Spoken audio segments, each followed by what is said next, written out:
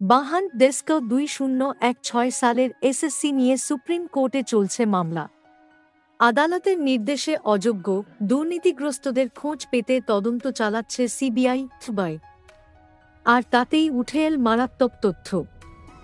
বাংলা জুড়ে নিয়োগ দুর্নীতিতে যুক্ত রয়েছে শিক্ষক ও অশিক্ষক কর্মীরাও। এমন তথ্য আগেই দিয়েছে কেন্দ্রীয় তদন্তকারী সংস্থা। এবার নিয়োগ দুর্নীতির তদন্তে উঠে এসেছে বিভিন্ন স্কুলের প্রধান শিক্ষক শিক্ষিকার নামও। এমনটাই জানাল সূত্রের খবর, সম্প্রতি 2016 সালের স্কুল সার্ভিস কমিশনের মেধা তালিকাভুক্ত প্রার্থীদের জিজ্ঞাসাবাদ করে সিবিআই। আর তাতেই বিস্ফোরক তথ্য সামনে এসেছে। নাম উঠে এসেছে কিছু প্রধান শিক্ষকদেরও।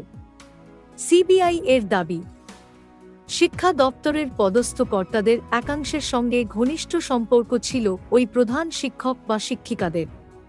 তাদের সাহায্যেই প্রভাব খাটিয়ে অযোগ্য প্রার্থীদের চাকরি পাইয়ে দিয়েছিলেন তারা।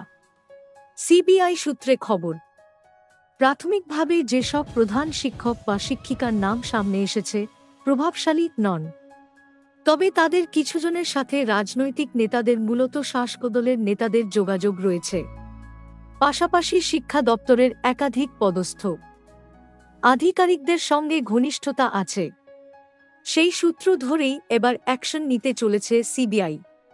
জানা গিয়েছে, দুর্নীতি করে চাকরি পাইয়ে দিয়েছেন এমন প্রধান শিক্ষক বা ভারপ্রাপ্ত প্রধান শিক্ষক, সহকারী প্রধান শিক্ষক সব মিলিয়ে এখনও পর্যন্ত প্রায় 500 জনের নাম সামনে এসেছে। ইতিমধ্যেই তাদের নামের তালিকা তৈরি করে ফেলেছে সিবিআই। শীঘ্রই তা আদালতে জমা দেওয়া হতে পারে বলেও খবর।